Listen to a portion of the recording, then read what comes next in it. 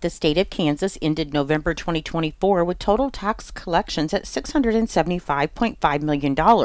That's $25.4 million, or 3.6% below the estimate, with total tax collections up 4% from November 2023.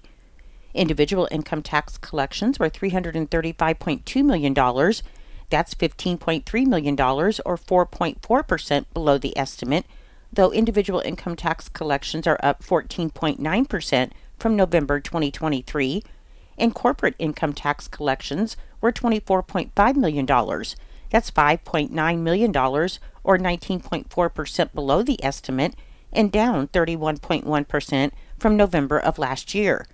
Combined retail sales and compensating use tax receipts were $287.3 million, which is $2 million, or 0.7% below the estimate, and down $3.7 million, or 1.3% from November 2023. The Kansas Department of Agriculture is warning poultry producers about the significant risks of highly pathogenic avian influenza. The virus is spread by waterfowl, like ducks and geese, to domesticated birds, with chickens especially susceptible. And while it hasn't been detected in domesticated birds in Kansas since April, it was recently detected in wildfowl. The Kansas Department of Agriculture says you should monitor your birds for symptoms of HPAI, which include coughing, sneezing, nasal discharge, and other signs of respiratory distress, lack of energy and appetite, decreased water consumption, decreased egg production and/or soft-shelled misshapen eggs, incoordination, and diarrhea. However, the virus can kill without birds even showing symptoms.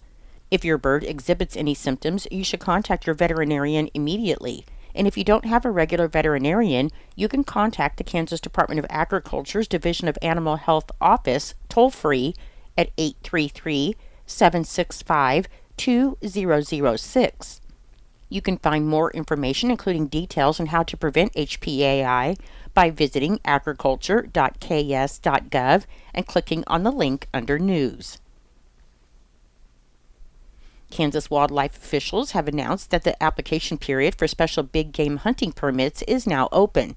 In a press release, Rose Clausen with the Kansas Department of Wildlife and Parks said that state-based chapters of nonprofit organizations focusing on wildlife conservation and promoting hunting and fishing heritage now have a special fundraising opportunity, as eligible organizations can now enter a random drawing for one of 7 special big game hunting permits, which can then be sold to fund conservation projects.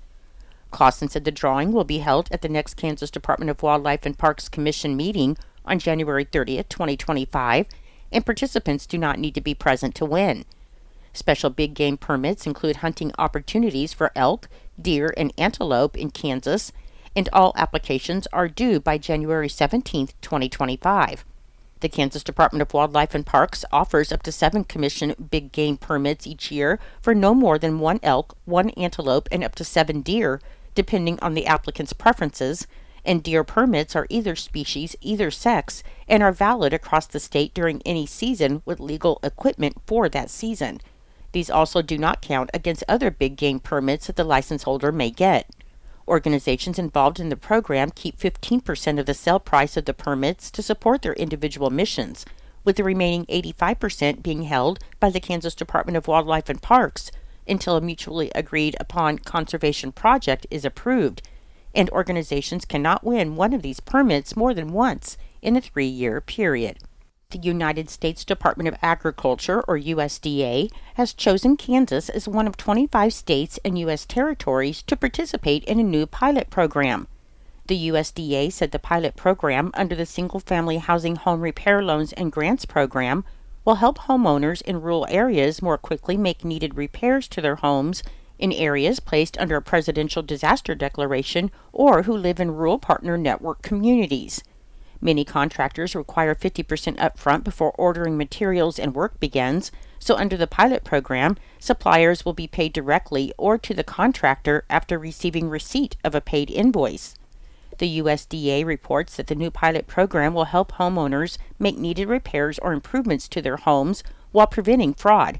And under the Single Family Housing Home Repair Loans and Grants Program, low-income homeowners can receive loans for up to $40,000, and those over 62 can receive grants for up to $10,000.